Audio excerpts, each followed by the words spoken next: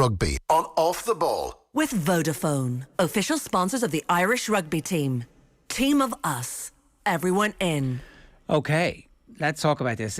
In years to come, I have a feeling that this might end up being one of those true crime box sets where you're living through the details of something and everybody pieces it together and you go, I see what the true story was now. But maybe not. Maybe I've been listening to too many true crime documentary series and the old adage, when all you have is a hammer, everything looks like a nail. Cian Tracey, I'm wandering. Good morning. Good afternoon to you. It's the second time I've done that today. Things. Good afternoon to you. How are you? I'm good. It's been one of those days, yeah. It has, right? And so I think we should give everybody a little potted history of where we are, because today was a big day. An independent report that was commissioned by the IRFU, and so therefore you would have to assume paid for by the IRFU, was given to the IRFU, and they released some details from that report. I just want to bring everybody back to remind them of how we got there. Last September 2021 was a World Cup qualifier. Ireland got beaten by Scotland in Italy, and from that point forward things would never be the same. So we're not going to a World Cup. We've gone from the stage where we were good enough to win Grand Slams and win quarterfinals and reach semi-finals in the women's game, to not even qualifying for the World Cup next year. So that's September. In October, the IRFU announced that there was going to be an independent review into the subject of the failure. The next day, the head coach stepped down and a new head coach, Greg McWilliams, who's now in charge, was announced. Then in November, maybe the key point in all this, the hinge point in everything, the then director of Sevens and Women's Rugby, a guy called Anthony Eddy, suggested in an interview with Neil Tracey, or certainly that Neil Tracey published on the RTE website, that the women's team had been adequately prepared for their doomed World Cup campaign. Alison Donnelly tweeted that this was astonishingly defensive. And then that tweet, in turn, was famously quote tweeted by Cleona Maloney, who was a member of the team, when she said, "Could have sworn slurry spreading season was spring. I stand corrected." In the aftermath of her tweet, the IRFU had to deny, but the non-denial denial about Cleona Maloney being chastised by David Nucifora, who's the high performance director of rugby in Ireland, who you think would be kind of the person that would be out front today explaining what the future of the women's game is going to be and how it's going to be properly, seamlessly integrated into the IRFU's policies. But he wasn't before the media today. And neither was Anthony Eddy, because he stepped down yesterday, 24 hours before the report into the women's team was due to be published, or we thought it was going to be published. It's unconnected, we're told, by the chief executive of the IRFU, and he's a new character that maybe a lot of people won't be familiar with, because the IRFU's new CEO is a man called Kevin Potts. People will have missed his appointment probably because it was Christmas week, the 22nd of December. It was announced that their then interim CEO, Kevin Potts, had won the international global search for a new CEO. The recruitment company went around the world and they found that the best man for the job had actually been at the IRFU for a long time. He'd been there since 2005 and had been their chief operating officer since 2015. So he's a man intimately familiar with how the IRFU runs its business. He was the COO for 7 years before he got the gig. An IRFU man, you would have to say. And today he faced the press to tell us what was in the report, but not publish the report, despite the fact that they had confirmed they would publish the report when a group of 50 former players had written a public letter calling on the IRFU and the government to intervene with the IRFU. Is that enough of the box set? Did I get there? Yeah, pretty good summation, Ger, yeah. I didn't even know where to start with all that, but there's a lot in it. You tell me where you want to start. Well, why was David Nucifora not doing the press conference today? It's a very good question. You would certainly have expected the performance director of the whole operation, considering he would have been part of the previous regime as well, to have been up. This was put to Kevin Potts, the new CEO, who, like you said, this was the first time the media, including myself, I was on the call today, had a chance to meet him. So he was asked and he said, no, it was a chance for me to kind of front up and do this, that David Nucifora has other things, essentially, I'm paraphrasing here, but there's other things going on in the background. So I was very surprised not to see him. We only get to see David Nucifora once, twice a year at most, and you would have thought this was a chance for him to get out in front of it, but they decided to put the new man, like you said, up to face some tough questions. I I think it must be said. So Kevin Potts was on the call along with Amanda Bennett, who was overseeing the independent review, and Fiona Steed, who's obviously a former international, and she's now part of the IRFU committee as well. So between the three of them, it was a pretty lengthy press conference, and yeah, there was a lot in it.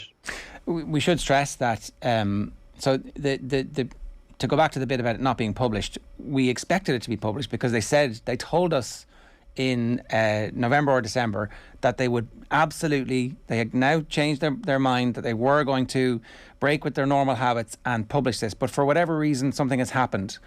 They say it's confidentiality and legal stuff that presumably the confidentiality was always there, and they decided that they were going to go ahead. But the legal stuff, again, we don't know what that is just yet. No, we don't. I'd say the IRFU are definitely regretting having promised to release it in full, because you know what, like, I mean, I think I've spoken to you about this before, about even the men's reports, you know, that we just don't get to see what goes into them in terms of like previous World Cups. So I think they regretted probably saying that they'd publish it, because if they did, then if Ireland were to fail at the 2023 World Cup, the men's team next year, then everyone's going to be going, well, if you did it for the women, let's see the report into the men's failure. So probably would have opened a can of worms. I mean, they were asked several times today about it, and Amanda Bennett, again, she was overseeing the independent review, said that, you know, it would have been a breach of confidentiality, that they took legal advice on it. So, I mean, if you were to reading between the lines, and they did kind of make this point, and Philip Brown, the previous CEO, had made this point just before he finished up his tenure, that it would have made for deeply uncomfortable reading for a lot of people who were involved. So, I mean, my reading of that is that whatever is contained in this report was seriously damaging to certain people. And I suppose we'll never know. We'll have to kind of put two and two together. And like you said, the head of the operation, the women's side of things, stepped down yesterday, a day before the report was potentially coming out. So you'd have to imagine that whatever it was in the report didn't probably reflect well on Anthony Eddy, who's now gone. That was obviously a question. We do have a clip of the new chief executive here being asked a series of different questions. So here's what Potts had to say about the culture of openness within the IRFU is the first thing. The second thing he's answering here is about Anthony Eddy's departure. The third one is Cliona Maloney's absence from the Ireland squad for the Six Nations upcoming. And then the last one is why David News 4 is not around. So have a listen. I think the channels are wide open as far as I'm concerned. I have an open channel of communication with the players, and that is going to remain in place, certainly for as long as I'm CEO. I've built a very good relationship over the last number of months, and certainly it wouldn't be our policy or my policy or the IRFU's policy to be asking people not to speak. You know, as I look to the future, I think some of the recommendations or changes, you know, we talk about collaboration or ensuring players have a voice, you know, and that, you know, there are annual check-ins to take their views and to make sure that the culture and everything is working holistically as we go forward. As far as I'm concerned, Pat, you know, I'm always available to speak to players or anybody. I spoke to some players this week. And I have ongoing and an open invitation to the players I've been dealing with to speak to me anytime they want. So hopefully that's the culture you see going forward. And that linked at all, Anthony informed the IRFU of his intention to look for or pursue other opportunities, and as per his statement, and we wish him well. I guess the simple question is that Greg McWilliams has selected his squad. He selected it on form. And I guess any questions as to why players are in or out of the squad can be addressed by him in due course. And just to back that up, I suppose we're looking for some kind of assurance here that in no way is her being left out a punishment for what happened. Absolutely guaranteed that is not the case. Its form. David has worked away on putting in the implementation status that you have today. This is so important to the IRFU. I as CEO, I'm dealing with this today, and David's getting on with the tasks that need to be done. Okay. So the guy who was in charge of the women's game the day before the report into the most significant failure in the women's game in recent years quits, but it's 100% not connected. That's interesting. You know, I guess we get to choose whether or not we think that passes the sniff test, and I'm just not sure that that it's just difficult for us to tarry these two things together. Wouldn't it have been much better for him to come out and say, look, I'm leaving, here's my exit interview with you guys, and here's my experience of what it was like, and whatever part I have in what happened, I take my share of that. And the other thing is, if he has like totally left by choice, then he'll be free to give interviews to whoever, right? There'll be no confidentiality clause on the way out, because sure, he's just left to go and pursue other opportunities. Yeah, absolutely. I think, you know, one thing in your summation that you said, you kind of pointed to that it was up on the RTE website, I think it was, but that was a press conference. Right. And funnily enough, I was one of the very few people who were on it. And I can tell you, today's press conference had about 5 or 6 times as many people were on this press conference. And you know what? Not blowing my own trumpet or anything, but there's lucky there was a couple of us on that call, because like this is essentially when the house of cards came tumbling down, when Anthony Eddy was asked some hard questions about his role in the failure of Ireland's World Cup. And we've seen then what it led to. And, you know, you've kind of made this analogy, Ger, of like a true crime series. And I think in all of this, it's so important that like we remember that the most important people, if you want to say the most important actresses in it all, would be Cliona Maloney, Ciara Griffin, Claire Malloy and Lindsay Peat, because they were the ones who were brave enough to stick their heads above the parapet, and they were the ones who put the wheels in motion when they wrote to the ministers, they wrote to the government, they wrote to Sport Ireland, and they took this head on. I think it was telling that their 4 signatures were on the letter today, because the player group did accept the recommendations and, you know, what the IRFU were going to do going forward. And you know what? Those 4 players have achieved so much in their careers. Cliona Maloney is obviously still playing. Ciara Griffin has retired as captain, which is really shocking and disappointing. I think she's only 28, maybe, off the top of my head. Claire Malloy and Lindsay Peat, like they're out of the system now, so it's not like they don't. You can't really say they've no skin in the game. But I don't think they would have accepted what they have seen within the review and the recommendations if they didn't truly believe it. I think the optics of Cliona Maloney not being in the squad are not great, but I think I would have, you know, full trust that this is a selection issue for that Greg McWilliams, the new head coach, has made. But if you're to look at it in black and white, I know Cliona Maloney had a red card recently, she missed a bit of time, but she's playing at a seriously high level over in England with Wasps. So you would just hope that that is the case, that she wasn't punished for, you know, her comments about slurry, because these are brave. That was a brave thing to do for current Irish internationals. You know, for all that they've achieved on the pitch, I think you touched on it at the start, Ger, that this will be, you know, hopefully a real turning point for Irish women's rugby. And if it is, future generations have Cliona Maloney, Ciara Griffin, Claire Malloy and Lindsay Peat to thank. And if it's not, then what we've heard today was part of the same kind of, sure, look, it'll all be grand. Now, the IRFU on their side will say that they've committed today to an extra $1 million in funding for the women's game, which is interesting that they were able to find that $1 million so quickly. Like, it you know, the finances of the IRFU are always gloriously opaque and difficult for us to understand. They've always told us how difficult it was to make rugby work professionally, and yet they were always sitting on, up until COVID, a huge reservoir of cash. So they were largely, you would have said, one of the wealthiest sporting organisations in the country. And now, when they needed to find the money, they found the money. So maybe that's the benefit of having somebody who understands how the IRFU works in the chief executive's position, that he knew which trees to shake to find the little pockets of cash that were going to be saved. Where's the money going to go? What does the future look like? Why do you think those 4 women in particular were happy to put their name today to say, we believe in what the future might look like? I think it actually goes beyond the money, Ger. Like, I mean, 1 million is obviously a huge amount. It takes the overall, the annual budget, I think, to 4 million is what the IRFU reported into the women's game. But I think it goes far beyond that. I mean, it's worth mentioning that they've created 2 new positions, one of which will be a women's rugby manager, which will be filled by Gemma Crowley, who's hugely experienced. She's worked with Greg McWilliams before when he was involved in the Irish setup. She's worked with the Lions. She's worked at the World Cup. So that is an important role, I think, because she'll be a conduit between the IRFU and the players, and she'll be able to feed back certain things. But more importantly, Anthony Eddy isn't being directly replaced. Now, I suppose you could argue, like, in terms of the wording of the titles that have been given, his title was Director of Women's Rugby and Sevens.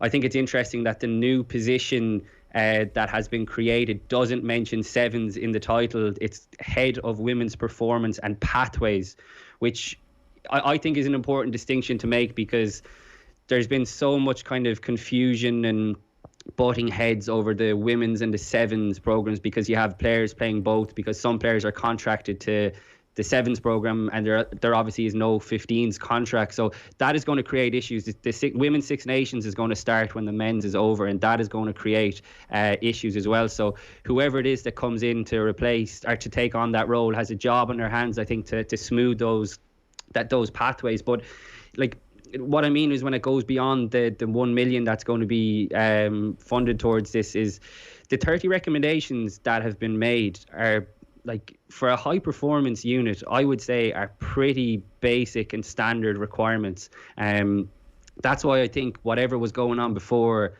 is seriously damning to the people who were involved, because you're talking just about like stuff like preparation, facilities, video analysis, nutrition, training, coaching, leadership, all kind of stuff that you'd expect in an All-Ireland League club, you know, that I'm sure are implemented. So I don't think that was one of the most, while it was a negative to look like that, I think one of the most encouraging things that I came away from was that the people who are looking for change are not asking for much. They're just asking for a better chance to succeed. And I know some people had an issue with players not taking responsibility for their role in the failure not to qualify for this year's World Cup, but that really wasn't the case. Any players who I spoke to certainly put their hand up and said they underperformed, but realistically, were they given the best chance possible to qualify? I think that's certainly up for debate. And, you know, like, just go back to this head of women's performance, whoever's going to come in and take on this role. Like, the timing of this is funny because excuse me, Lynn Cantwell was doing a press conference with Rassie Erasmus earlier this week, and, you know, like, to my mind, the IRFU need to move heaven and earth to get Lynn Cantwell into that role, because it's so jarring that they allowed a person of that expertise and that knowledge, I think, of the women's game to slip through the net. We've seen how Rassie Erasmus was quick enough to jump to leave Munster to go back to South Africa. So I'd really like to see the IRFU kind of pushing the boat out to get someone like Lynn Cantwell back into the system, because if the Springboks saw her as a person who could change their fortunes, then Ireland certainly can't afford to overlook someone who is an Irish legend, really, in women's rugby. Yeah. Like, her track record, her CV is very impressive. You know, you can't but be impressed anytime you speak to her or see her perform in the media, and the job that she's doing in South Africa is going to turn them into potentially a superpower in the game. And you're like, well, maybe it would be, no harm if that took a little bit longer.